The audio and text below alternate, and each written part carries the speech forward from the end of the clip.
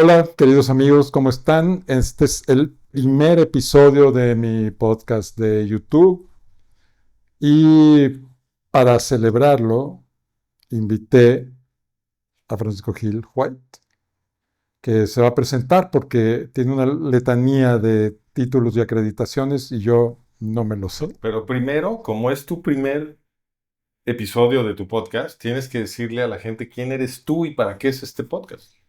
Adelante. Bueno, yo soy Balami Barra, soy escritor, soy un TikToker afortunado y soy comunicólogo, tengo estudios en filosofía de la ciencia y neurociencias y soy un apasionado de la divulgación de una habilidad que va a cambiar el curso de la humanidad, que se llama pensamiento crítico. Y un gran pensador crítico es mi amigo Francisco, a quien conozco desde hace un montón de años, con quien he compartido muchas experiencias de amistad y cariño. Y pues aquí estás. Cuéntanos, ¿tú qué onda? Pues bueno, lo que me vuelve creo que relevante aquí es eso, que a mí también me gusta mucho el pensamiento crítico. Yo de hecho enseñé la materia en la Universidad del Medio Ambiente. Yo también. Tú también, claro, claro, claro. Entonces, esa experiencia para mí fue súper interesante porque me ayudó mucho a reflexionar sobre qué es el pensamiento crítico y cuándo funciona y cuándo no. O sea, qué tentaciones tenemos a abandonarlo, más bien. Este, cuáles son los sesgos que nos desvían del pensamiento crítico, ¿no? Sesgos adaptativos que son parte del conocimiento humano, es decir, son parte de la estructura de la forma como procesamos información Ujú. y cómo ponemos en marcha la motivación, ¿no? Tiene que ver con todo eso.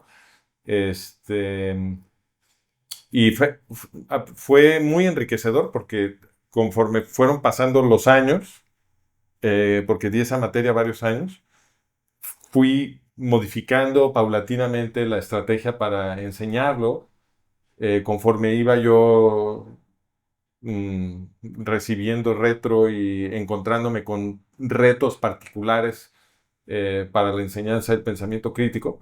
Y toda esa experiencia ha sido muy rica. Ojalá podamos platicar un poquito de eso aquí.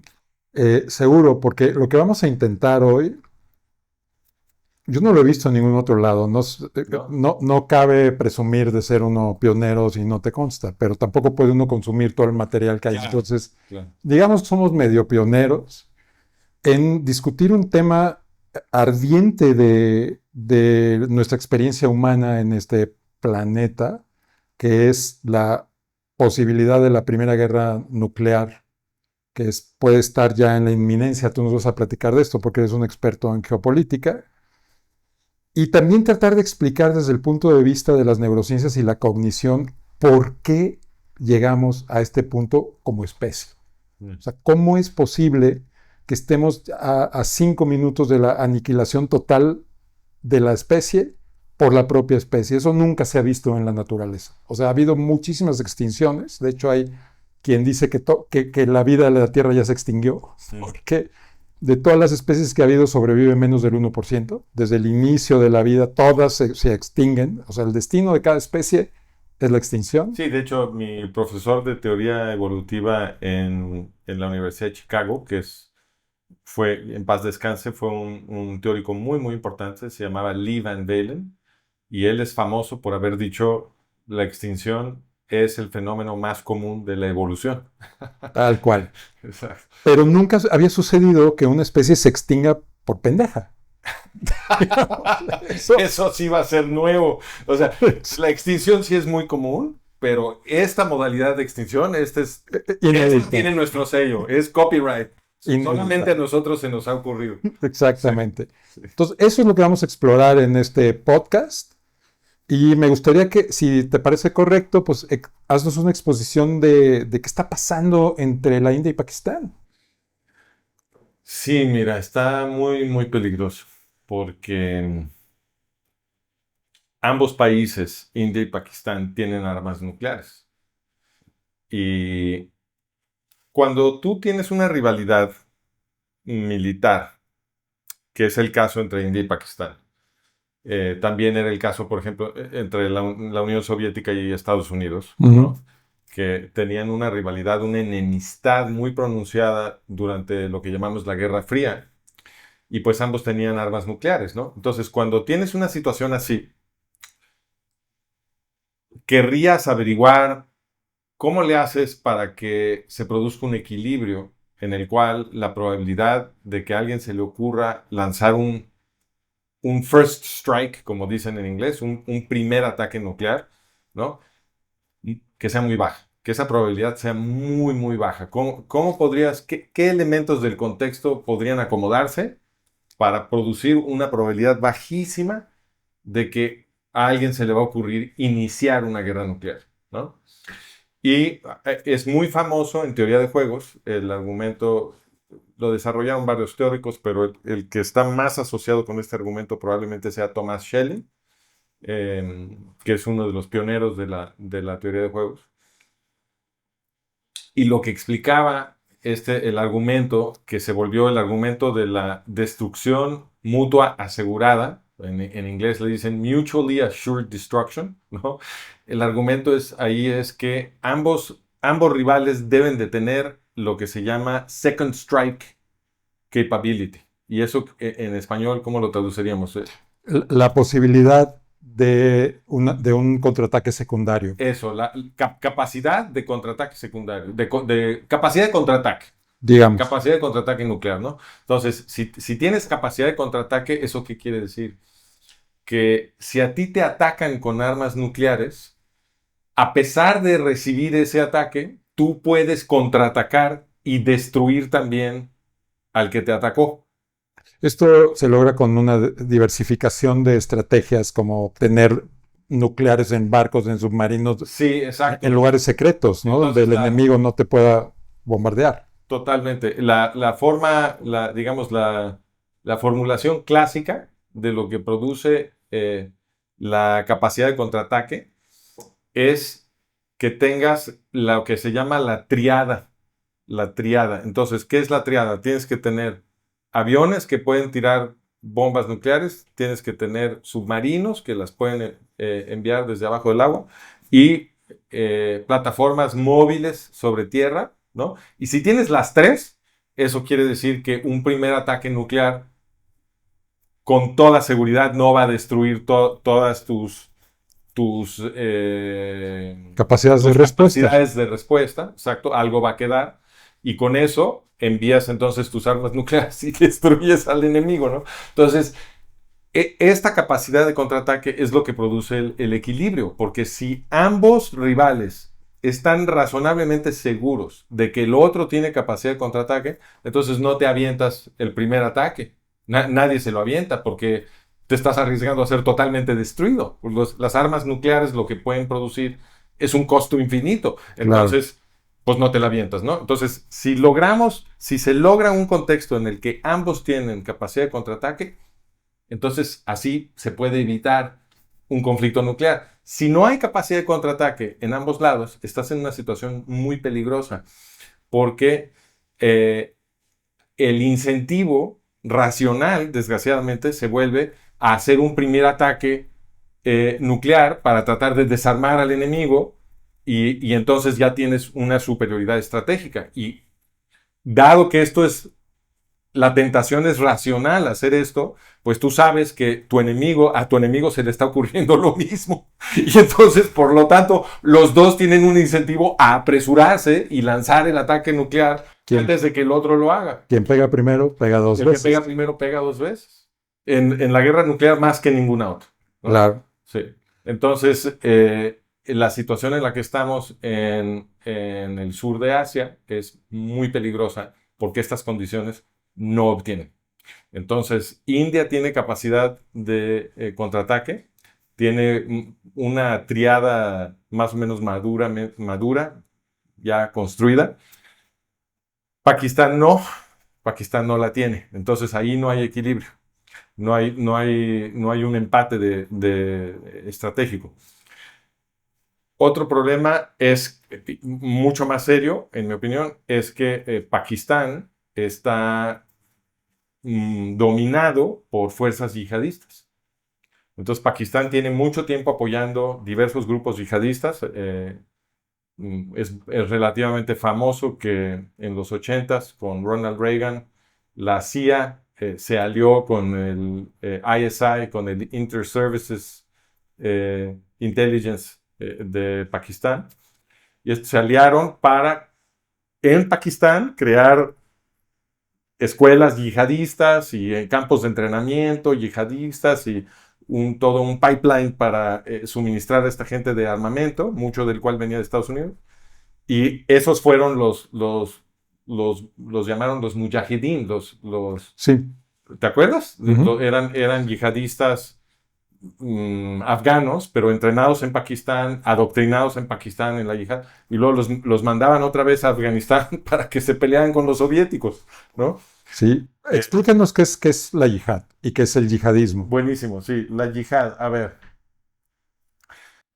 Entonces, la yihad es el concepto central en el Islam, ¿ok? El Islam es una religión que está fincada sobre el ejemplo de su profeta, Mahoma. Entonces, lo que hizo Mahoma en vida es normativo para los musulmanes. Es decir, si tú eres un musulmán, pues tú entiendes que tu camino místico para agradar a Dios es imitar a Mahoma. Eso para todos los que no somos musulmanes es un problemón, porque Mahoma fue un exterminador de aquellos que no querían aceptar que Mahoma oía la voz de Dios o del ángel Gabriel en su cabeza. Entonces, como Mahoma hizo eso, como Mahoma, por ejemplo, exterminó a la tribu judía Banu Qurayza, los exterminó a todos. En el caso de los Banu Qurayza, porque los acusó de traición, pero el castigo que le aplicó a la tribu Banu Qurayza, luego Mahoma se lo aplicó a todos los que no se querían convertir a su nueva religión. Ujú. Entonces, el yihadismo es eso. El yihadismo es lo que en el Islam llaman la guerra santa. Y la llaman guerra santa porque desde la perspectiva del Islam, la meta religiosa tiene que ser que absolutamente todo el mundo sea musulmán. Y esto se paga a cualquier precio y se comete cualquier atrocidad con tal de conseguir este objetivo. ¿Okay? No es como que tenemos que convertir a todo el mundo al Islam, pero por la buena. No, ese concepto no aplica.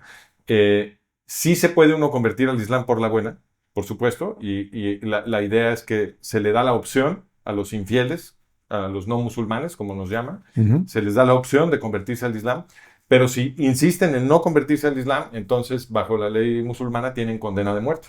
Y entonces los musulmanes están justificados en matar a los infieles que no se quieran convertir al Islam, justificados por el mismo sistema del Islam, que es lo que ordena.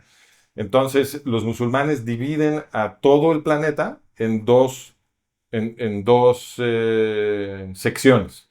Una se llama Dar al Islam, que es todos los países en donde ya gobiernan los musulmanes, y son la clase gobernante y deciden todo para los infieles. Eso se llama Dar al Islam. Y el complemento se llama Dar al Harb. Y Dar al Harb quiere decir la casa de la guerra. Es decir, que donde no gobiernan todavía los musulmanes ahí deben de llevar la guerra santa. Y entonces forzar a los infieles por la espada, por agresión bélica, a convertirse al Islam. Eso es la yihad. Ok, y entonces lo que nos estás diciendo básicamente es que en Pakistán hay una ideología imperante, o sea, dominante, hegemónica, de conquistar la India, No, digamos. entonces te estaba platicando de primero lo que hicieron en Afganistán. Entonces, aliados con la CIA, crearon una yihad en Afganistán que peleó contra los soviéticos y la consecuencia de esa yihad fue global, porque de esa yihad que duró años, estuvieron enviando muchísimas armas ahí y adoctrinando a muchísima gente en el proceso de la yihad, todo financiado por Estados Unidos y por Arabia Saudita y algunos otros Ujú. países yihadistas del Golfo.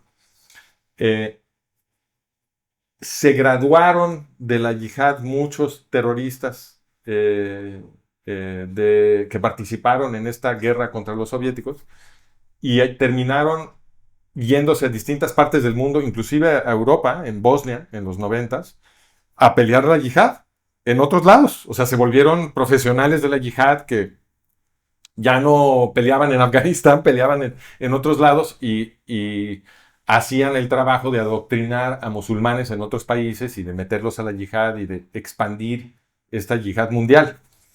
¿Qué pasa en Pakistán? Bueno, después de haber creado toda la yihad afgana, pues los pakistaníes que están obviamente en la frecuencia de la yihad, los jefes pakistaníes, eh, empezaron a crear grupos terroristas para atacar la India, ¿no? Ya lo habían venido haciendo, pero ahora que se montó toda esta infraestructura en Afganistán, eso sirvió para replicar el mismo modelo contra India. ¿Por qué contra India? Pues, la historia de India es muy complicada. Voy a resumir nada más el último pedacito. En 1947, lo que había sido la India británica, porque el imperio británico había gobernado todo el subcontinente asiático, pero en 1947, en parte gracias a Gandhi, finalmente se independiza India y la India británica, pero entonces, a pesar de Gandhi, porque Gandhi había querido que se unieran todos los habitantes de la India británica en un solo país y que vivieran todos en paz. Ujú. Pero los británicos le hicieron pensar a los musulmanes, sobre todo en el área de Pakistán, que es donde pues eran casi puros musulmanes, había muy poquitos hindús en lo que hoy es Pakistán. Entonces, a la gente de ahí, los británicos les susurraron en el oído que si se quedaban adentro de India, que iba a ser mayoría hindú, los hindús los iban a oprimir y los iban a matar. Y entonces, esa cizaña, esa que armaron los británicos, contribuyó a volver imposible una sola India independiente, y entonces se quisieron, se quisieron partir, y en 1947 hubo un acuerdo de partir en una parte musulmana que es predominantemente musulmana y una parte que es predominantemente hindú, que es lo que conocemos como la India. Sí, ahora, Ujú. ¿por qué si esto ha pasado ya por muchos años, como nos explicas, ¿por qué ahorita escaló la amenaza nuclear? ¿Qué pasó? Bueno, es que cuando se partió India, entonces en Pakistán y India, eh, no todos los territorios fueron asignados. Entonces, un cacho grande sí, que inmediatamente se llamó India, un cacho grande también al norte, que inmediatamente se llamó Pakistán, pero había unos estados de lo que había sido la India británica, que eran estados, en inglés los llaman princely states, eran Como principados. sí, como principados gobernados por maharajas y así. Y entonces esos principados recuperan su autonomía en el momento de la partición y les dan a escoger, ¿te quieres unir a Pakistán o te quieres unir a India? El principado de Jammu y Kashmir en el norte, en el mero norte de lo que hoy es la India, quiso ser independiente. La mayoría de la población era musulmana, el Maharaja era hindú. Entonces, el Maharaja dijo, mejor independientes y no nos peleamos con nadie ni creamos conflicto. Pero no, eso no se pudo porque en el momento en que el Maharaja dijo yo quiero ser independiente, desde Pakistán lo invadieron con la intención de unir eso a Pakistán. Cuando sucede la invasión, el Maharaja le dice a los indios, bueno, siempre sí quiero ser parte de India, y firma el documento de accesión a India, y entonces y los indios envían tropas para repeler a los invasores pakistaníes y sucede la primera guerra de Kashmir y el resultado de esa guerra, que pues la ganaron los indios, fue que se quedaron con 2/3 de Kashmir los indios y el otro tercio más al norte se lo quedó Pakistán. ¿Okay? Entonces, esa guerra produjo una Herida sí, inolvidable. una herida inolvidable. Se murió mucha gente fue desplazada, ¿no? Entonces, sobre los muertos hablan de que fueron entre 500,000 y 1,000,000, y los desplazados fueron como 12 millones, una locura así. Entonces fue una cosa muy, muy dolorosa para ambos países. Y pues desde entonces las sospechas y las enemistades ahí están, ¿no? No se van. Ahora, los británicos, después de producir esta guerra, porque la produjo el Imperio Británico, tomaron partido siempre con Pakistán. Entonces jugaron un doble juego. En público dijeron que eran neutrales y que no se iban a meter, pero en realidad enviaron más de 400 oficiales británicos que le hacían falta a militares que le hacían falta al ejército pakistaní y les ayudaron a crear su servicio de inteligencia, el ISI, el Inter-Services Intelligence, y pelearon, los británicos le estuvieron ayudando a Pakistán. Entonces, cuando vemos que ahora el ISI está creando todos estos grupos terroristas, yihadistas, y que se aliaron con la CIA para crear a esos yihadistas, y ahora todo eso está orientado contra India, pues en mi opinión, el ajedrez, la manera de describir este ajedrez es que los poderes occidentales están interesados en destruir a India y han estado eh, financiando y madurando y armando y creando, porque lo adoctrinan a la gente, el yihadismo como un arma contra India. Esta sería mi interpretación. Y lo que acaba de suceder, para ya venirnos al presente, es que bueno, la situación estratégica en la que estamos es que como Pakistán tiene esta orientación ofensiva, yihadista, contra India, por ser infieles, por ser un país mayoría hindú y por lo tanto parte de Dar al-Har, ¿no? Eh, ese afán agresivo del yihadismo pakistaní, pues lo que produce es un riesgo de guerra nuclear muy grande, porque si tú estás seguro que los pakistaníes no se van a detener hasta destruirte, pues eso crea un incentivo muy fuerte para un ataque preemptivo de parte de India y por lo menos desactivar las capacidades nucleares de los pakistaníes, pero obviamente eso es algo muy peligroso.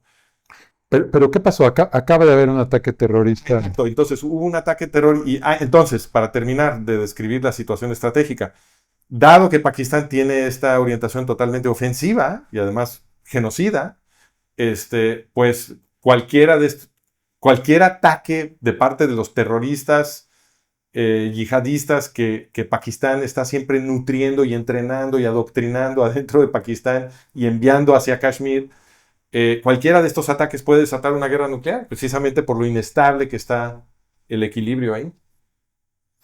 Entonces ahí estamos. Ahí estamos y como tú decías, hace unos días hubo un ataque precisamente de un grupo terrorista yihadista creado por los pakistaníes, que se llama, ay, se me fue ahorita, Lashkar no sé qué, pero las siglas son LET.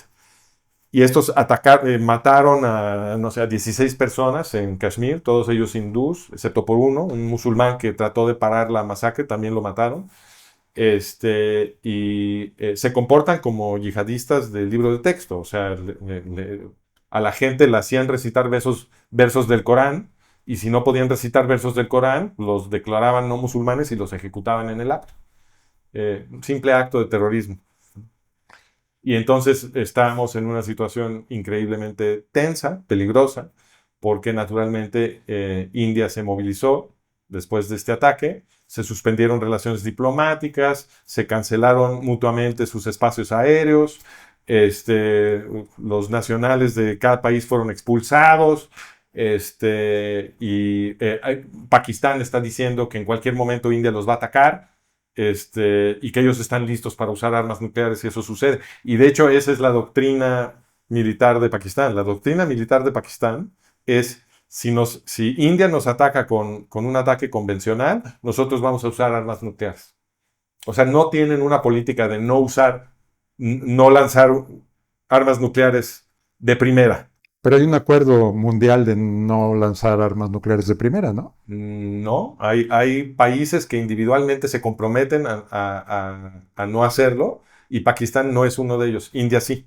India sí tiene una política oficial de no ser el primero en usar armas nucleares en ningún conflicto. Es su política, digamos, anunciada, pública.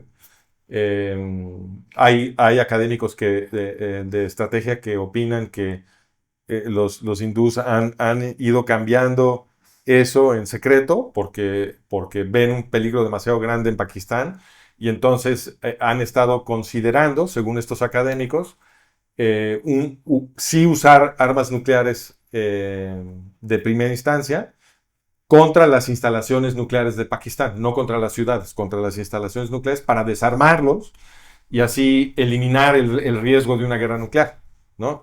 Obviamente esto es muy riesgoso, porque si no logras desarmar completamente a los pakistaníes, pues la probabilidad es alta de que los yihadistas entonces usen alguna de las armas nucleares que les quedan Contra los civiles en India.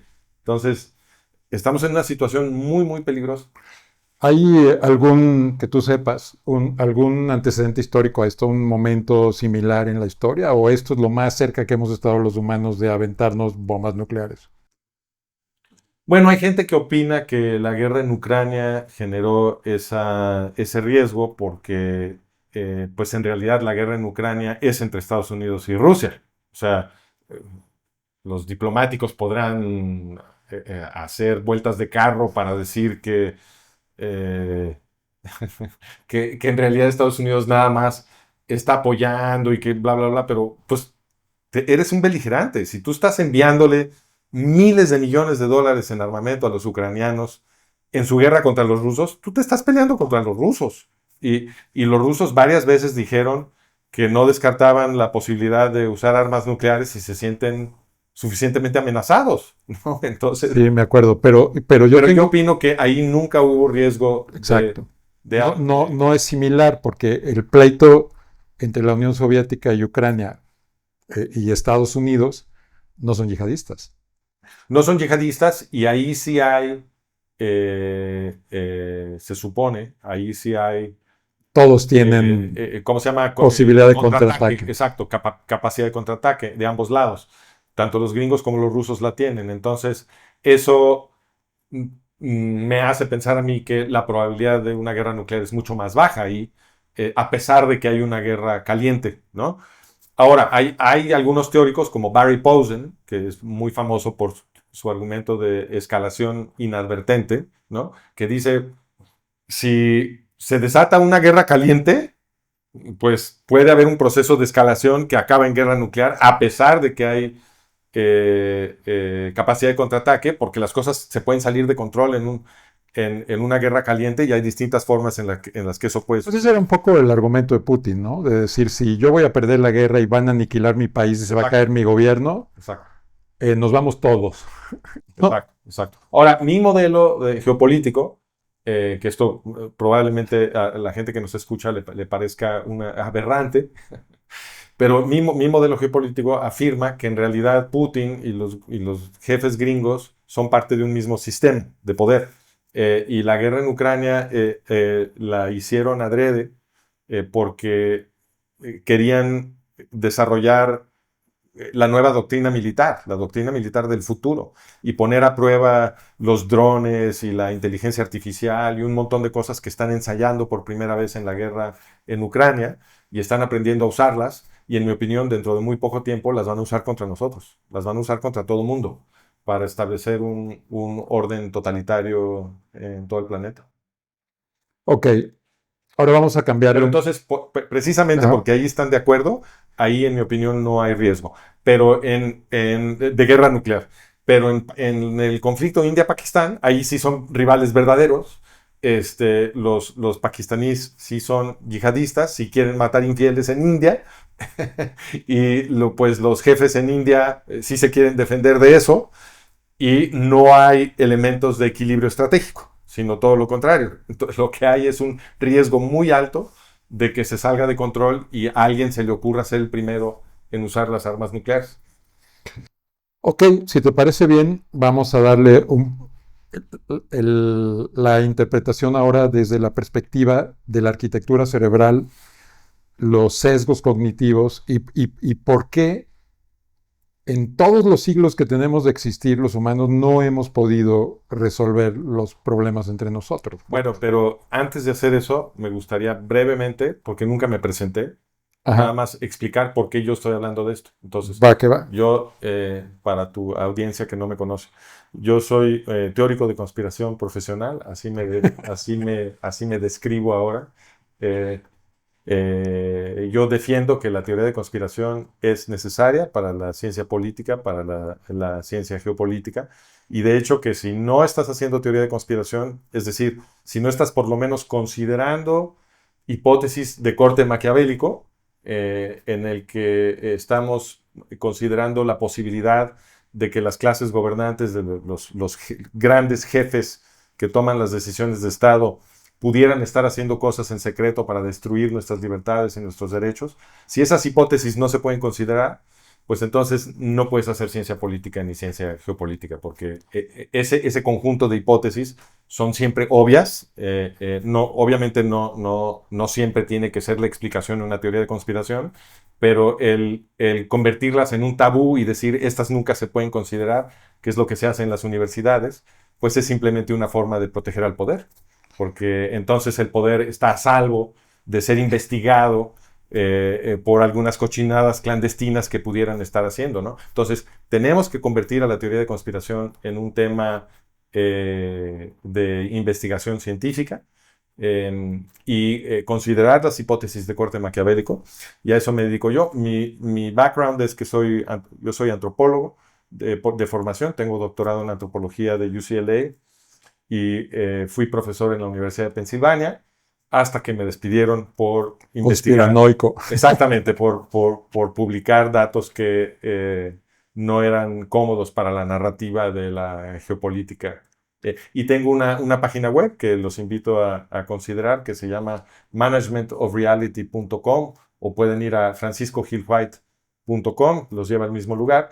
Y ahí tenemos muchísimos materiales para explicar todo cómo funciona la estructura del poder en todos lados, pero con un enfoque especial sobre la política exterior de Estados Unidos en Oriente Medio y en otros lugares.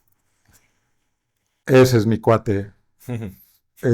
Sobre esto que acabas de decir de las teorías de conspiración, bueno, así les decimos, pero realmente el pensamiento crítico lo abarca todo. Claro. O sea, tú no puedes, por ejemplo, es como decir la gente que está investigando la gravedad, hoy, los físicos, que dicen, tal vez la gravedad sean partículas, tal vez sea onda, no sé, tal vez Newton no lo tenía todo como es. Claro. Sería una teoría de conspiración contra Newton decir, oye, voy a reinvestigar tu teoría porque no estoy seguro de que esa sea la verdad y tengo derecho a investigar una nueva forma, ¿no? Claro.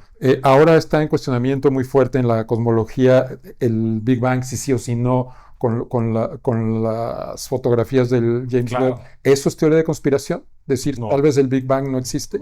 A mí me parece que el subtexto de lo que estás diciendo es que no puede haber dogmas. Entonces, Exactamente. si tú conviertes en dogma que nadie proponga una teoría de conspiración, pues entonces algunas hipótesis que obviamente tienen que ser consideradas, porque la gente que nos gobierna no son una bola de santos que nunca harían algo ilegal y malvado en secreto, por supuesto que no, por supuesto que sí. De hecho, tenemos casos históricos documentados en que la gente que nos gobierna estuvo haciendo cochinadas clandestinas para dañarnos. Esto ha sido documentado más de una vez. Por siglos. Sí, por siglos, pero Bueno. en tiempos recientes, gobernantes supuestamente democráticos han hecho estas cosas. En la página web de nuestros artículos, si quieren visitarnos, pueden ver una investigación que yo hice sobre experimentos de armas biológicas de destrucción masiva que se hicieron en Estados Unidos en secreto entre los años de 1949 y 1969, totalmente documentado, por parte del ejército estadounidense, tirando armas biológicas experimentales sobre millones de estadounidenses. Y toda la cuestión de la experimentación con el LSD y otras cosas en la guerra de Vietnam. Claro, eso también, claro. ¿No? Entonces, bueno, eso no cabe duda que si vas a ejercer el pensamiento crítico, no lo puedes acotar. Claro. O sea, el pensamiento crítico es una forma de vida. Todas las hipótesis que son razonables deben de ser consideradas. No puede Exactamente. Entonces, por ahí vamos entrándole al tema de la arquitectura del cerebro. Va. ¿Y por qué es tan fácil caer en los dogmas? Nosotros acabamos de decir esto, ¿no? No puede haber dogma, todo dogma tiene que ser revisado por arriba, por abajo y por en medio, porque cualquier cosa dogmática ya es sospechosa por definición. Sí, porque si tú dices nadie puede cuestionar esto, pues te hace sospechar que pudiera haber una debilidad. ¿Por qué está prohibido cuestionarlo? ¿Será que algo está mal? ¿Será que no quieren que lo averigües? Exactamente. Entonces, ¿cómo definirías tú un dogma? ¿Qué cosa es un dogma? Entonces, un dogma es una afirmación que, bueno, puedes tener dogmas positivos o dogmas negativos. Entonces, en el caso de muchísimos dogmas en las religiones, por ejemplo, son dogmas afirmativos. Tú tienes a fuerzas que creer ciertas cosas y no las puedes cuestionar. Puedes tener dogmas negativos, como en el caso de la teoría de conspiración en las universidades, el conjunto de hipótesis maquiavélicas le dicen a la gente, esas no las puedes proponer. Tú no puedes hacer tu tesis proponiendo una teoría de conspiración, prohibido, no te dejan que te recibas, ¿no? Claro. Te dicen que eso es ridículo, tonto, paranoico, absurdo, y no te dejan proponerlo. Yo creo que un dogma es un modelo de la realidad acompañado de una narrativa que persigue fines guiados, o sea, no es espontáneo. O sea, Pero involucra una prohibición, ¿no? Claro, por supuesto, pero eso es un modelo que tiene un diseño que no está basado en la realidad. O tal vez sí, Puede ser. pero todas las variables están controladas dentro del mismo modelo por el diseñador del modelo. Entonces, un dogma es un sistema de pensamiento en el cual las variables están controladas no por la realidad, sino por las gentes que están participando en esta narrativa del dogma. ¿Y a ti qué te parece describir el dogma como, te suena describirlo como esclavitud mental? Porque si tú tienes un dogma, si a ti te obligan a observar un dogma, lo que te están diciendo es que tú tienes prohibido pensar ciertas cosas, ¿cierto? Entonces, es de cierta forma, pues, destruyeron tu libertad mental. Un dogma lo que destruye es tu libertad mental. Un dogma destruye el pensamiento crítico. El pensamiento crítico. Absolutamente. Porque el pensamiento crítico es la libertad mental. Claro. Claro. Entonces sí, definitivamente. Ese es el gran peligro que tiene el pensamiento dogmático. Ahora, el problema, como yo lo veo, desde mi óptica, o sea, ¿por qué estamos aquí en este último capítulo de la posibilidad de guerra nuclear inédito, como ya estamos de acuerdo en la historia de la humanidad? Esto sí de veras es un peligro nuclear como no había habido antes. Es muy peligroso. Extremadamente peligroso. Tiene que ver con el pensamiento dogmático. O sea, si todos ejerciéramos el pensamiento crítico, difícilmente llegaríamos a este lugar. Entonces, el pensamiento dogmático, decimos, es bien peligroso porque produce efectos en la realidad y en la conducta de los humanos donde la racionalidad se abandona. Claro. Entonces, tenemos que investigar por qué estamos abandonando la racionalidad. O sea, qué cosa es tan importante que importa más que nuestra propia supervivencia. O sea, importa más que nuestra propia supervivencia y donde no le podemos aplicar la racionalidad. O sea, ¿por qué el dogma tiene más valor que la vida y tiene más valor que todo lo demás? Es como el paramount de todo. Es la cúspide de los valores de ciertas personas. O sea, sus dogmas valen más que su propia vida, valen más que la vida de sus hijos, valen más que el futuro de la humanidad. O sea, porque ahí estamos. O sea, no estoy exagerando. ¿Tú dirías que exagero? No, no, y me gusta cómo estás ligando el dogmatismo como causa de la crisis en la que estamos, porque la crisis en la que estamos es una consecuencia del yihadismo. Y el yihadismo lo que dice es, tú no puedes cuestionar a Mahoma. Entonces, si Mahoma dijo que tienes que ir a matar a los infieles, tienes que ir a matar a los infieles. Y si se te ocurre decir, bueno, pero yo creo que eso igual y no, eso pudiera estar equivocado, entonces tú te vuelves un hereje y la ley islámica lo que dice es que entonces cualquier musulmán que te mate a ti se gana el cielo porque osaste dudar de Mahoma, ¿no? Entonces es un dogma que se sostiene con una institucionalidad social que le impone el castigo máximo a cualquiera que quiera cuestionar el dogma. Sí. La evidencia de estos dogmas que acabas de describir es histórica. O sea, no es una cosa que te estés sacando tú de la bolsa. No, claro. O sea, No, los juristas musulmanes así han explicado la yihad. exacto. Si una persona con pensamiento crítico quisiera desafiar lo que tú acabas de decir, hay un montón de fuentes. Claro, claro. A favor y en contra. Por supuesto. Exacto. Entonces, criticar el dogmatismo no es un dogma, es pensamiento crítico. Por supuesto. ¿No? Entonces, un pensador crítico puede y debe investigar los dogmas. Por supuesto. ¿No? Entonces, cualquier persona que crea que lo que tú acabas de decir es una mentira, que no es cierto que es un dogma, que tú eres un islamofóbico y un charlatán y que tú ya te confesaste como teórico de la conspiración y por lo tanto estás en contra de los dogmas del Islam, cualquier persona podría encontrar material para criticar esta hipótesis. Claro, hay gente que no está de acuerdo conmigo. Por Exacto. supuesto, claro. Y bienvenida a la controversia. Porque donde hay controversia hay libertad. Exacto. Eso es un bueno, dicho. es que ese es un primer punto que quiero hacer. Porque me voy a aventar ahorita una carambola de dos bandas. Ese es el dogma del Islam. Pero no es la única causa de que estemos aquí. Porque los yihadistas, sin ayuda de otros que tienen otros dogmas que se asocian con estos, no podrían estar donde están. Entonces nosotros, por ejemplo, en Occidente estamos con un dogma que dice que el Islam es la religión del amor, por ejemplo. Bueno, dicen el Islam es la religión de la paz. Dicen. De la paz, cierto. Nosotros tenemos dogmas que dicen que los pueblos musulmanes están oprimidos. Sí. Tenemos dogmas que dicen que en esta pelea entre la India y Pakistán probablemente la víctima sea Pakistán, aunque sea el agresor. O sea, claro. Lo hemos visto a lo largo... Sí. Pues lo estamos viendo en Israel. Exactamente.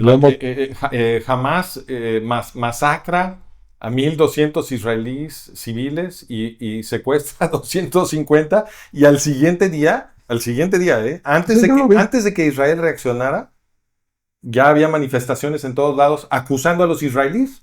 Todavía ni se habían movido. Exactamente. Entonces, ¿qué produce esas reacciones? Dogmas. Claro, de acuerdo. Ahora tenemos que investigar qué produce los dogmas.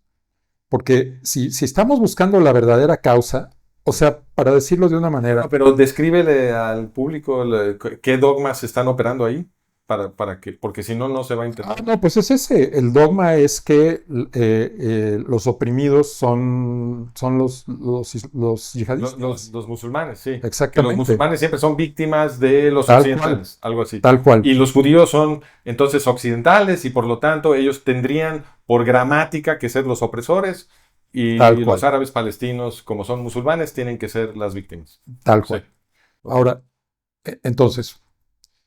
Recapitulando brevemente. Los dogmas, la capacidad de tener dogmas en nuestro cerebro, pues es parte de la arquitectura del cerebro. O sea, si no pudiéramos tener dogmas, si no hubiera esa posibilidad, pues no tendríamos dogmas y quizás no estaríamos donde estamos. Tenemos una capacidad dogmática. Exactamente. Hay una capacidad dogmática en toda la humanidad. O sea, todos podemos caer víctimas de dogmas y hemos caído y caeremos Claro. víctimas de dogmas. Y de hecho es una tarea agotadora estar revisando en tu cabeza. Este es el libro sobre la capacidad dogmática. Exactamente. Este libro habla de un sesgo que se llama de certidumbre, Sí. que es una sensación que tiene tu... Pero diles el libro, ¿cómo se llama? Porque Se llama On Being Certain, no sé cómo se llama en español, sobre la certidumbre, yo creo que Sí, se llamaría. sobre la certidumbre sería la traducción. ¿No? Sí. Bueno, este es un libro de cabecera mío, junto con este, que es sobre disonancia cognitiva. O sea, esta es mi onda en la vida, ¿no? Los ponemos en la descripción. Exactamente. Va que va. Entonces, estábamos viendo esto. Nosotros tenemos esta capacidad dogmática innata, porque la manera en que nos organizamos como sociedades a través de narrativas y los dogmas se pasan a través de narrativas. Los dogmas son, de hecho, narrativas. La capacidad de dogma tiene un poder sobre nosotros. O sea, los dogmas que tenemos en nuestra mente tienen un poder sobre nosotros que llegan a lo que describía yo antes. Es más importante mi dogma que la vida de mi hijo. O sea, tú lo piensas racionalmente y dices, no es cierto. Pero la realidad comprueba que sí es cierto. Pues lo hemos visto en el movimiento trans.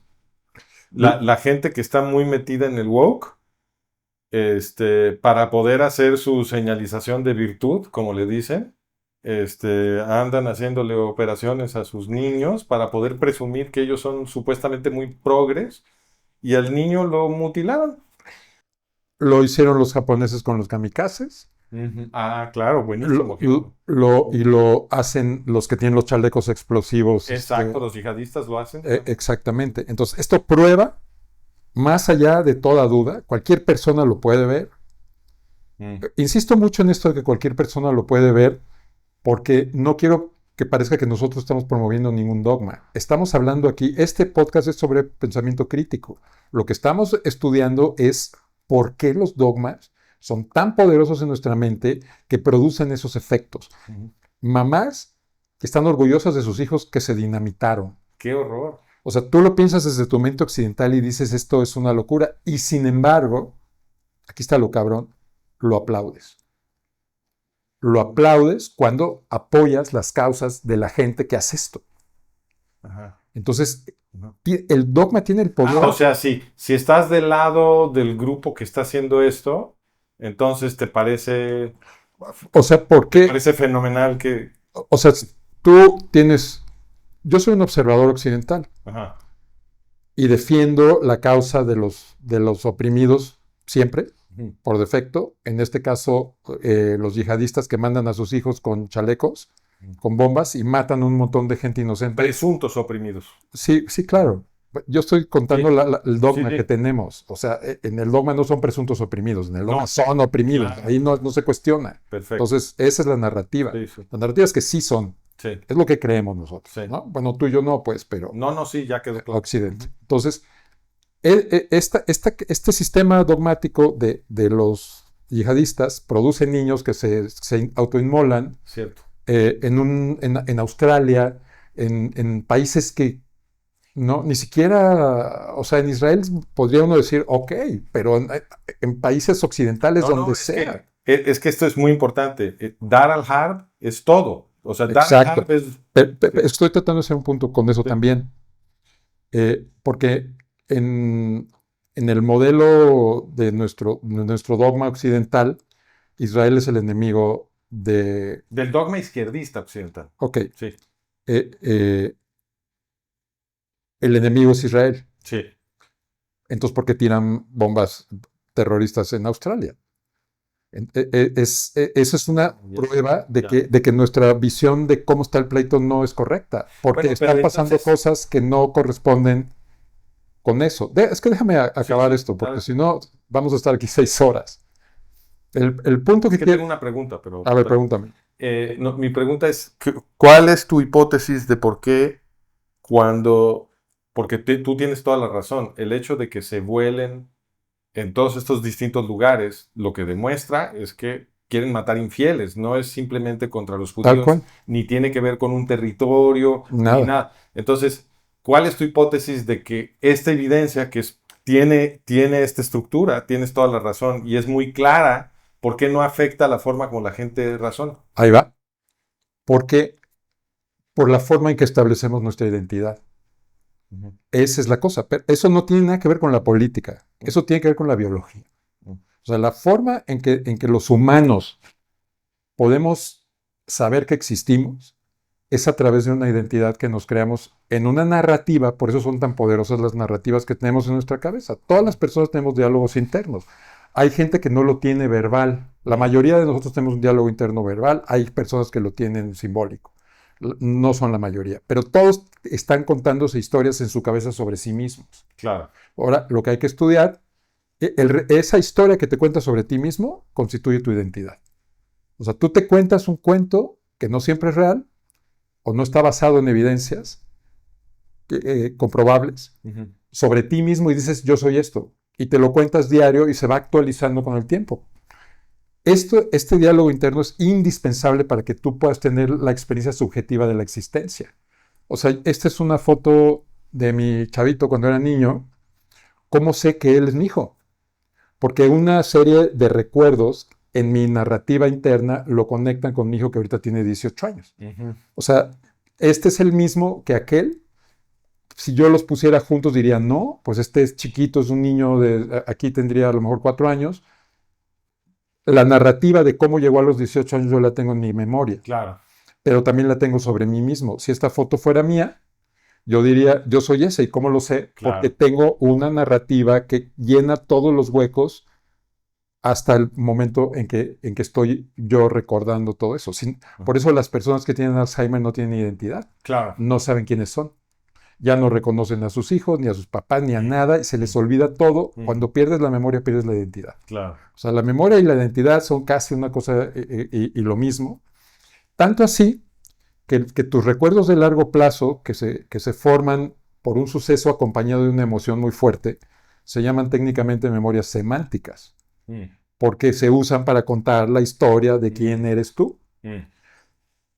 Cuando este es lo que constituye tu identidad. Son recuerdos, creencias, conclusiones, pensamientos que tú has adquirido a lo largo de tu vida.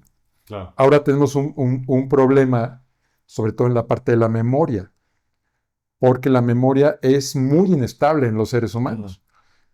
¿Te acuerdas que hubo una explosión de un Challenger donde iba una maestra y no sé qué? Sí. Y se murieron todos y luego hubo una investigación y resultó que eran unos pinches sellos que valían $4 lo que hicieron explotar el Ajá. cohete y todo. Sí. Bueno, un profesor de psicología, no me acuerdo qué universidad, yo diría que Stanford, pero no estoy seguro, Ajá. le pidió a sus alumnos al día siguiente de este suceso Ajá. que de puño y letra escribieran dónde estaban y con quién estaban cuando esto pasó y lo entregaran Ajá. con su email. Ujú. Dejó pasar 10 años y les volvió a hacer la misma pregunta por email. Wow, 10 años. Y en 10 años, la mayoría o sea, más o menos la mitad de la gente dio una versión diferente. Wow. Ya no se acordaban dónde estaban, pero llenaron ese hueco. Lo inventaron a Lo la hora de inventaron. tratar de acordarse. Lo inventaron. Entonces, él les mandó lo que habían escrito. Ujú. Hubo muchos que dijeron, ah, sí, cierto. Pero hubo un número interesante de gente que dijo, no sé por qué escribí eso. Porque lo que pasó es esto otro. Porque lo que pasó es lo que te acabo de decir. Entonces, ¿cómo vamos a confiar en la memoria si la memoria es lábil? O sea, cambiante, mutante. Por lo tanto, fíjate, nuestra identidad también es así. Sin embargo, tenemos en la identidad anclada nuestra personalidad, nuestra razón de vida, quiénes somos, quiénes son nuestros amigos, la pertenencia del grupo, está en nuestra identidad. O sea, parte de mi identidad es yo me identifico como amigo tuyo. Es parte de mi identidad, ¿no? O sea, dejar de ser amigo tuyo me desgarra o me obliga a cambiar la identidad. Por eso cuando te divorcias y todo esto, estás obligado a cambiar tu identidad, de esposo a divorciado. Claro.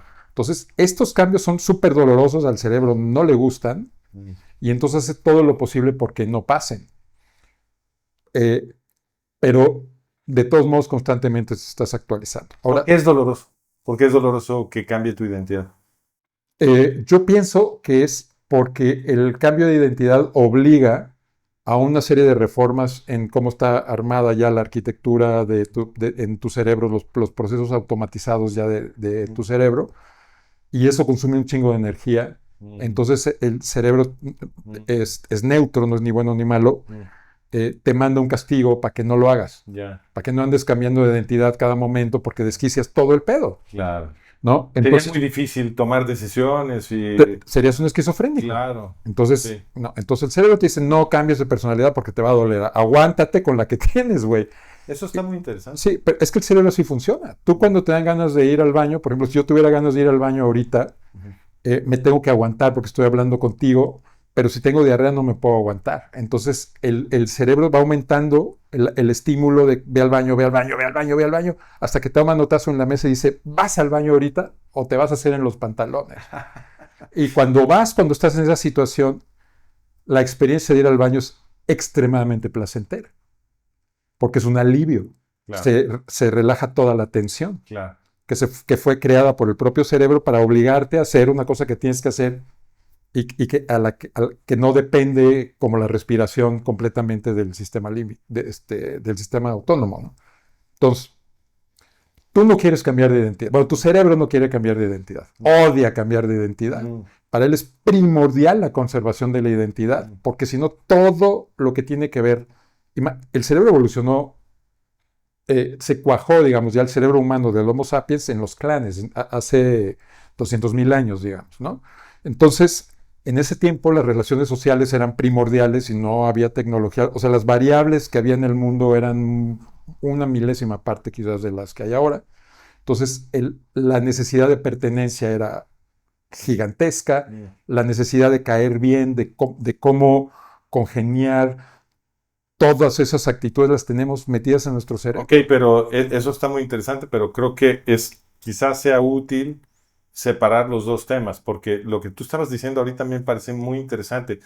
Lo que estás diciendo es que al margen de cualquier presión social, hay un sesgo, una motivación intrapsíquica a mantener tu identidad, aunque no hubiera ninguna presión social. Porque... sí, estaba yo explicando de dónde viene eso, por qué es tan potente eso, por qué el cambio de identidad tu cerebro lo interpreta como un riesgo de muerte, porque ya no perteneces al clan.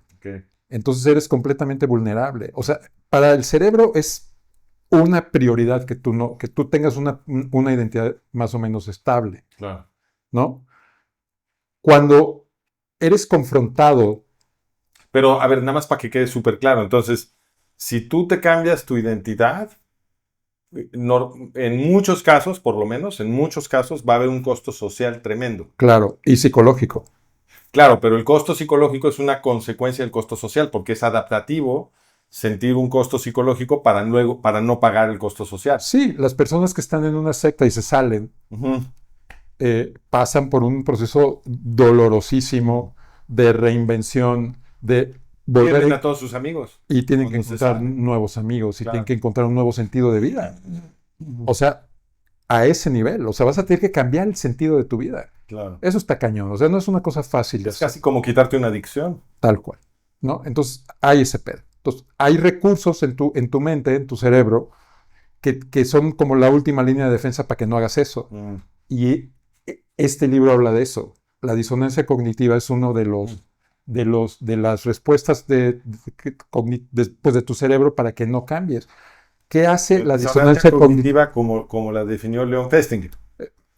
Ya hay como unas teorías posteriores, pero sí, él es el padre de esta teoría y es lo que provoca que tú puedas racionalizar, muy entre comillas, porque esos puros sofismas, cualquier conducta. O justificar sería la manera. Entonces, yo puedo justificar para no tener que cambiar de identidad, apoyar a alguien que para poder ser parte del grupo al que pertenezco, no le vamos a poner ninguna valencia si es positivo o negativo, al que pertenezco, yo estoy obligado por el dogma a apoyar a cierto grupo de personas, aunque tenga prácticas antisociales aberrantes. Si me pones la prueba de las prácticas antisociales aberrantes, mi cerebro no las va a reconocer. Va a decir, sí, pero Eso no es cierto. O sea, va a producir una racionalización. Va a producir una racionalización por la cual eso no es tan importante como para que tú cambies de idea. O sea, pero el mecanismo general entonces es, yo voy a adquirir o producir aquellas ideas o aquellas afirmaciones o aquellas creencias que apoyen que yo sostenga la identidad que ya tengo. Claro, Ese es el mecanismo. sí, pero no es un asunto de la voluntad nada más. Mm. Porque esa es la confusión, ¿no? O sea, decimos, ay, cambia de idea y ya, güey, cambiar de idea está muy cabrón, no es nada fácil. Por eso necesitamos el pensamiento crítico, que es súper complejo, súper doloroso. Es una conducta que va en contra de estas cualidades del cerebro que acabo de describir. Bueno, esta dificultad que tú estás describiendo me hace pensar que la única manera de trascender la arquitectura que está protegiendo los dogmas con los que construimos nuestra identidad, ¿no? Es si tenemos asistencia exterior.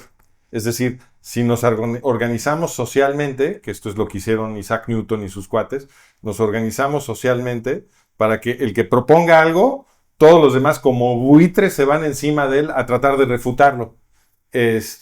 Y el primero acepta que ese proceso va a suceder, ¿no? Que sus ideas, sus afirmaciones no van a tener validez a menos que sobrevivan ese proceso de tratar de derribarlas, ¿no? Y entonces, pues obviamente tú estás emocionalmente atado a lo que tú afirmaste, ¿no?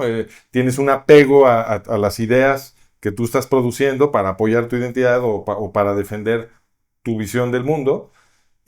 Pero tu prójimo no, tu prójimo no tiene ese apego porque él no produjo esa idea y él te puede hacer el favor de buscar alguna debilidad en lo que tú Exacto, estás pero tiene que haber la condición previa de que tú también quieres ser partícipe de un Sí, proceso crítico, sí, al que tú te vas a someter. claro, Y todos deberíamos hacerlo porque deberíamos ser capaces de revisar nuestras creencias y ver cuáles quieres conservar y cuáles no, y cuáles son lógicas y cuáles son absurdas y cuáles van a destruir tu especie. claro, Y no estamos haciendo eso. no, Lo que estamos haciendo como sociedad es lo contrario. Hoy en el claro, posmodernismo lo estamos haciendo de una manera salvaje, cierto, en que el pensamiento crítico es execrable.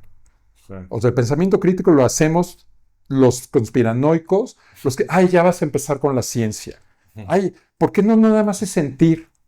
¿Por qué no podemos todo resolverlo desde la intuición? mm, Pues porque la intuición es un sesgo cognitivo con el que tienes que lidiar para poder comprender la realidad. O sea, una de las cosas que uno tiene que darse cuenta es que tienes todos estos sesgos, tienes un montón de lentes de colores enfrente de tus ojos y te los tienes que quitar y tener en cuenta, güey, voy a interpretar la realidad y me va a costar mucho trabajo porque tengo un sesgo de confirmación en el cual mi cerebro tiene una tendencia a preferir los argumentos con los que ya está de acuerdo. mm, O sea, eso de default, eso no es una cosa de tu voluntad, no lo haces porque tú quieras. La arquitectura de tu cerebro dice, tú tienes un sesgo que se llama sesgo de confirmación. mm. Tienes un sesgo que se llama sesgo de conformidad. Ese es diferente. Los estudios de Asher, los experimentos de Asher demuestran eso. Ash, Ash. Ash, cierto. De Ash demuestran eso. O sea, búsquenlos en internet. Experimentos de Ash. Solomon Ash. Exactamente. Tienes el sesgo De prestigio. de prestigio, tienes el sesgo de ceguera de atención. O sea, hay más de 20 sesgos que tiene tu cerebro para ahorrarse tiempo a la hora de interpretar la realidad Claro, en un mundo en el que había muy pocas variables. claro. Ahorita ya los sesgos cognitivos son un pedo, Mm, porque nos impiden ver que vamos directo al precipicio cantando claro. shalala, ¿no? Y no estamos siendo capaces como sociedad de parar.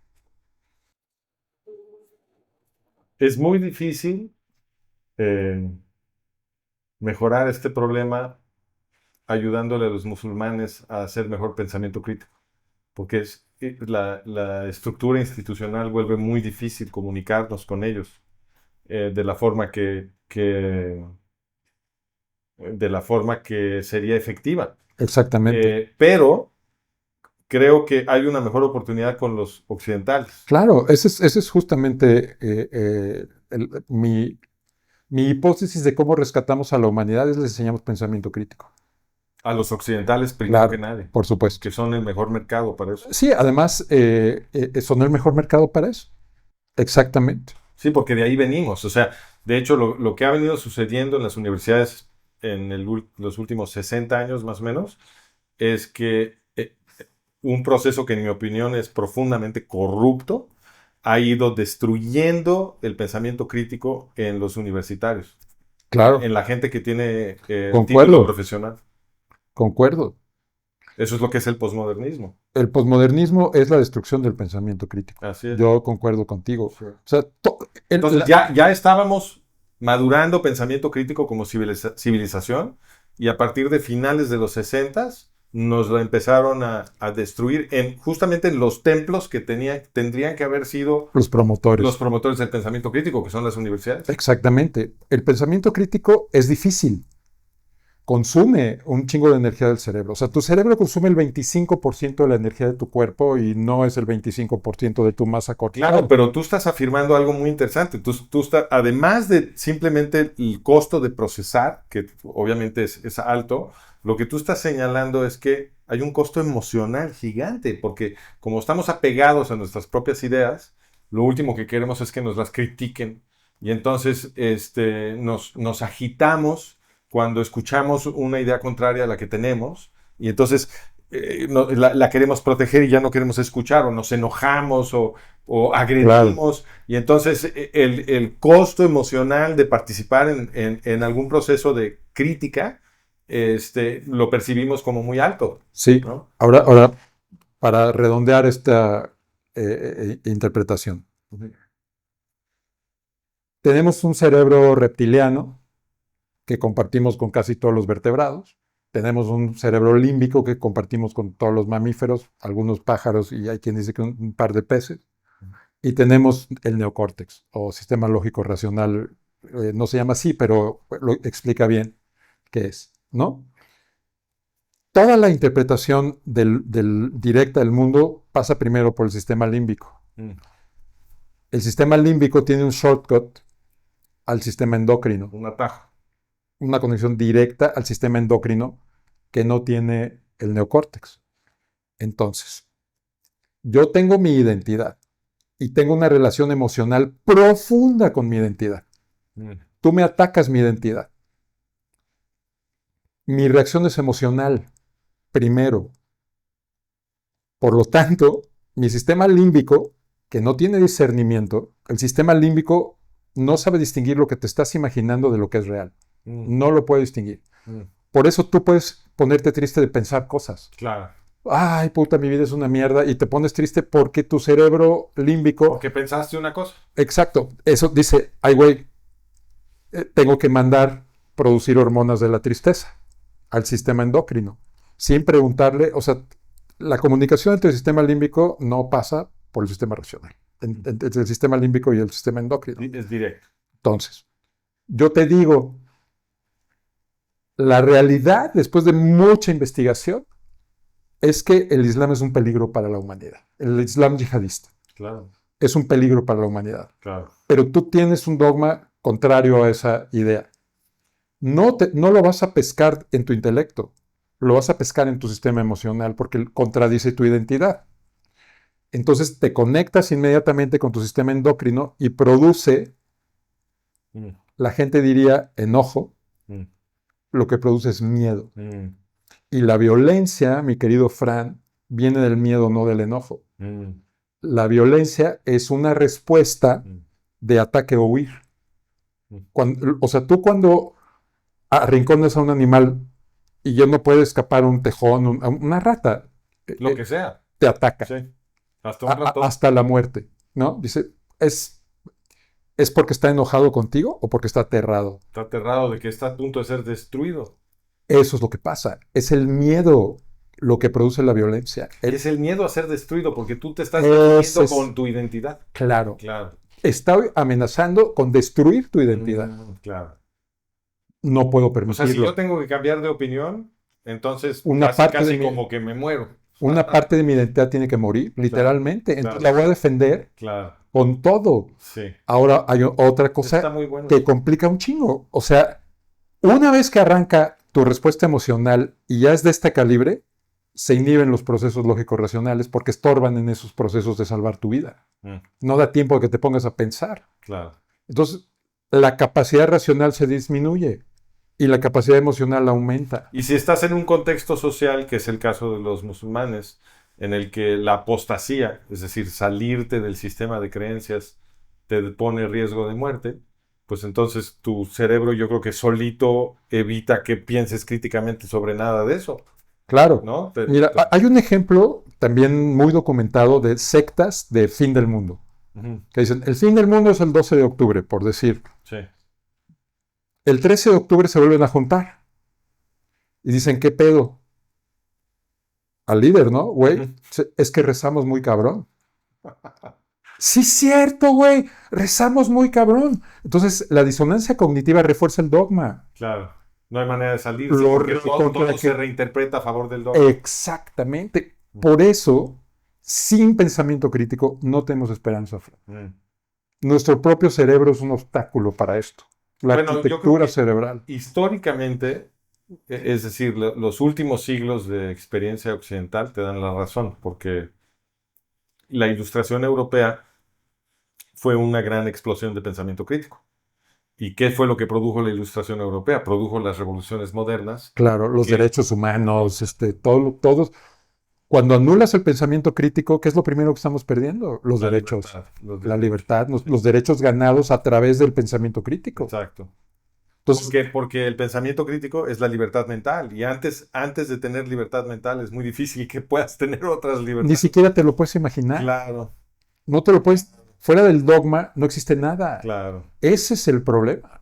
Fuera del dogma todo es el diablo. Si tu dogma es que está bien que tú seas un esclavo, pues entonces no te vas a poder liberar. Lo primero que tienes que cuestionar es ese dogma. Exacto. Ahora, en el momento en el que estamos de la posmodernidad, no necesitamos otra vacuna que dosis inmensas de pensamiento crítico en todos lados. Esa es la razón por la que estamos aquí, queridos amigos. Y por eso la revolución del podcast, en mi opinión, es un rayo de esperanza. Sí, Bret Weinstein, por ejemplo. Ese güey, Jordan Peterson. Sí. O sea, hay nuevos... Joe Rogan. Joe Rogan. Sí. O sea, el pensamiento crítico tiene sus defensores, tiene sus paladines, y yo soy uno de ellos, a una escala de... No, quizás... No, pero yo creo que independientemente del tamaño de la audiencia, yo creo que tú vas a tener una audiencia muy grande. Ojalá. Yo profetizo que tú vas a tener una audiencia muy grande. Pero independientemente del tamaño de la audiencia, creo que el hecho de que todos estemos participando, ¿no? En cada quien en su trinchera, haciendo el esfuerzo de examinar el mundo desde un punto de vista crítico y comparar hipótesis y presentar evidencias y discutirlas. Y como dijimos hace rato, bienvenida a la controversia, porque obviamente yo necesito que alguien que no está de acuerdo me critique. Además, serías un hipócrita. Claro. O sea, si no estás dispuesto a ser criticado, entonces no estás practicando un pensamiento crítico. Por lo tanto, eso exige de ti una despersonalización. Cierto. O sea, no te puedes tomar personal ningún argumento. No.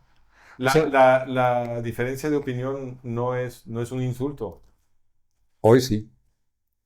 En el mundo woke, en el mundo posmoderno, es el insulto. Claro. Pero eso lo que te dice es que cuando una persona considera que la diferencia de opinión es una agresión contra uno, entonces uno en realidad es una cosa muy frágil. Te rompes con mucha facilidad. Porque no eres libre. Porque no eres libre. La libertad te da un poder. Estás atrapado en tus propias creencias. Ahora fíjate, el pensamiento crítico te da propósito de vida, te da una identidad bien chingona. Claro. O sea, la identidad de un libre pensador, de uno que quiere ser libre, claro. Que dice, yo voy a ser libre no matter what.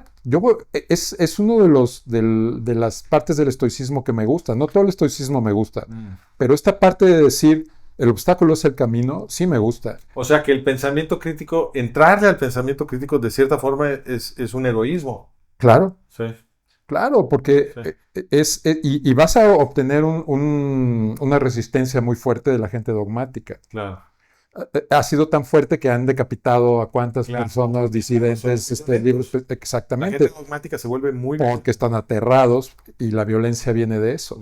Eso está todo esto que yo digo no son mis ocurrencias. Esto es producto de años y años de investigación, ¿no? De cómo funciona el cerebro y de cómo funciona la ira. Porque las respuestas iracundas son completamente irracionales y en el estado iracundo, si dices que todos nos muramos, chingue su madre. Sí, te permites cualquier cosa. O sea, yo me voy a morir, pero tú también. Sí. Y se va a acabar el mundo, que se acabe, güey. Y se van a morir todos los niños, que se mueran los niños. Tus hijos también que se mueran. Chingue su madre.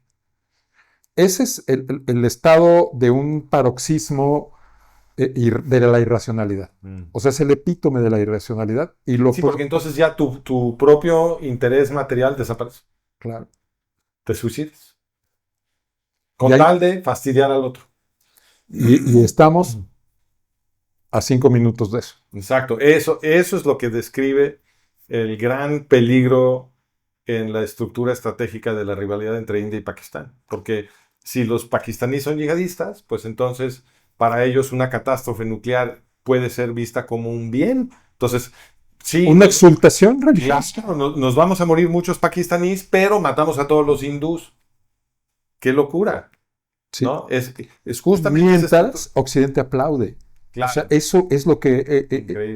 ese es nuestro... O sea, como eso es un nivel de absurdo todavía más. Yo insisto que mejor no digamos Occidente. El Occidente woke, ¿no? O sea, esta izquierda local. Por supuesto. Que cree que el yihadismo... Los ideólogos, los practicantes del posmodernismo. Eso. Aplauden. Sí. En contra de sus propios intereses. Es increíble. O sea, eso es... Bueno, a todo mundo le gusta el ejemplo clásico de los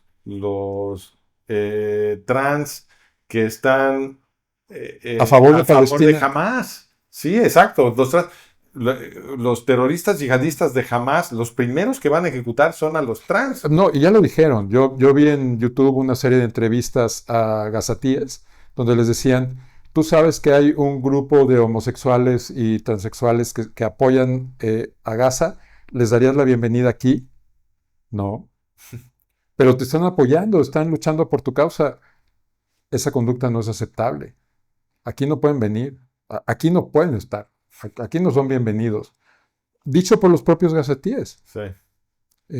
Pero, de nuevo, ya no tenemos que repetir todo lo que ya hemos dicho. Esa es una muestra más de la disonancia cognitiva. Sí. De yo soy...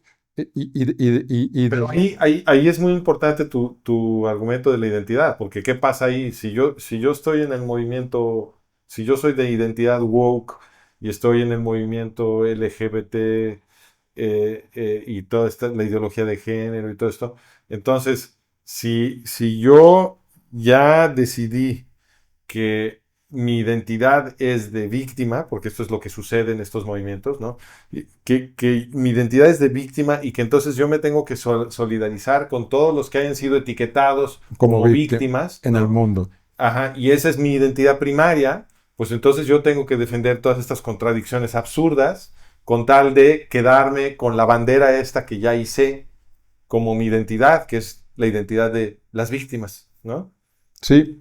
Si quieres, ya para ir cerrando, te voy a contar un cuento que escribí cuando estaba en la universidad. Es un cuento muy corto y no es tan fácil pescarle, pero era un torero, que era el máximo torero de la historia. La gente lloraba de verlo torear. Era el matador de toros más chingón, pero él odiaba que lo vieran. O sea, él odiaba la fama y eso. Y en el último momento de su éxtasis de torero, se va a una plaza vacía y se deja cornar. Eso estamos haciendo. Nos estamos dejando cornar. No estamos, y lo estamos festejando. Es inaudito. Es inaudito.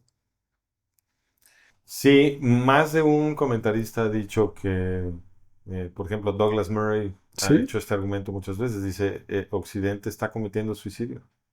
Está cometiendo suicidio y tienen razón. Eso es lo que está pasando. No es, bueno, no es tan exacto porque la descripción un poco más precisa de lo que está pasando es que los gobernantes de Occidente nos están traicionando. Y han gastado, por lo menos este es mi modelo, y han gastado fortunas a través de los servicios clandestinos para trastocar nuestra cultura, ir destruyendo nuestra reproducción, ir adoctrinando a los jóvenes en el woke, etcétera. Entonces, no es simplemente, no es tan sencillo como decir es un suicidio. En realidad hay una traición, hay procesos de adoctrinamiento, hay mucho manejo Sí, clandestino. yo lo frasearía diferente. Yo diría que la manera en que hemos organizado nuestra sociedad posmoderna va a destruirla, tiene un riesgo alto de producir una catástrofe. Sí. Pero te voy a proponer algo que no habíamos platicado, todavía vas a estar aquí un par de días más. ¿Nos echamos otra? Hablemos de eso. Sí, me encanta. Y entonces ya tenemos dos. Perfecto, a mí me encanta ese tema. ¿Va que va? Va. Fran, Gracias, tú, padrísimo. estuvo muy bueno. Espero que ustedes también lo hayan disfrutado. Denle muchos likes, suscríbanse y que me vaya muy bien. Y Ojalá también, seas un y buen también padrino. vénganse a mi canal porque este también lo vamos a publicar en mi canal. Suscríbanse y denos like en ambos. Sí, y piensen críticamente,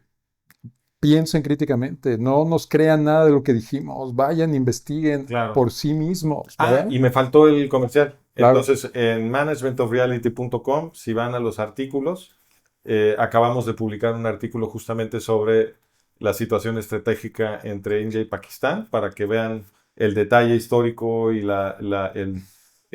argumento estratégico. Les vamos a poner la liga Ah, en perfecto. la Lo descripción ponemos en la del video. descripción. Claro, claro.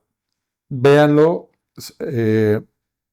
y léanlo así, porque se les van a parar los pelos. Sí, está preocupante. Se les van a parar los pelos. ¡Hey! Gracias. We did it, my friend. Hasta luego. Adiós.